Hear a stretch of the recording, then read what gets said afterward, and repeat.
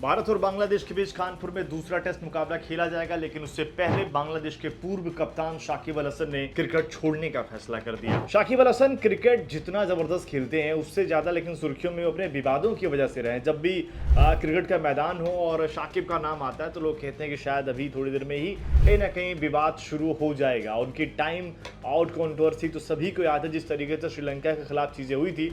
लेकिन शाकिब का जो करियर रहा है, चाहे वो टेस्ट में देखें और T20 में, बहुत ही शानदार करियर रहा है। रिटायरमेंट का ऐलान करते हुए उन्होंने सबसे पहले एक इच्छा जरूर जताई है कि बांग्लादेश कानपुर में जो टेस्ट मुकाबला होगा उनका आखिरी तो होगा, लेकिन उन्होंने इच्छा जरूर जताई है कि अफ्रीका टीम जो बांग्लादेश में टेस्ट मुकाबला खेलने आएगी, अगर उनको मौका मिलता है, अगर बांग्लादेश में वो जाते हैं और सब कुछ चीज़ें बेहतर रहती है, यानी कि जो सुरक्षा है वो बेहतर रहती है, तो वो टेस्ट मुकाबला खेल सकते हैं, जो कि बहुत मुश्किल लग रहा है। अगर ऐसा नहीं होता है तो फिर उनका ये आखिरी टेस्ट मुकाबला है, ऐसा उन्होंने कहा। उनके अगर शाकिब के प्रदर्शन की बात करें तो टेस्ट में शाकिब ने 70 मुकाबले खेले हैं बांग्लादेश के लिए, जिसमें उन्होंने 4600 रन बनाए। और वहीं अगर हम विकेटों की बात करें तो उन्होंने 242 विकेट भी अपने नाम किए, यानी कि बल्ले और गेंद दोनों से उनका प्रदर्शन शानदार रहा है। इसके अलावा T20 से भी उन्होंने साफ तौर पर ऐलान कर दिया कि जो T20 वर्ल्ड कप था ये उनका आखिरी T20 मुकाबला भी था।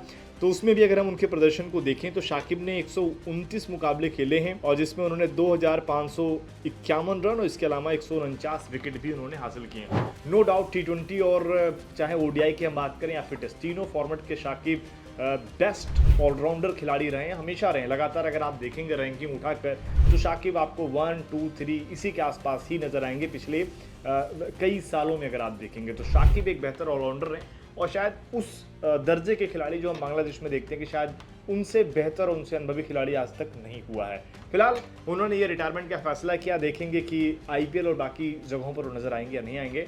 लेकिन शाकिब को आप एज ए खिलाड़ी के तौर पर किस तरीके से रेट करेंगे, कमेंट करके जरूर बताएं।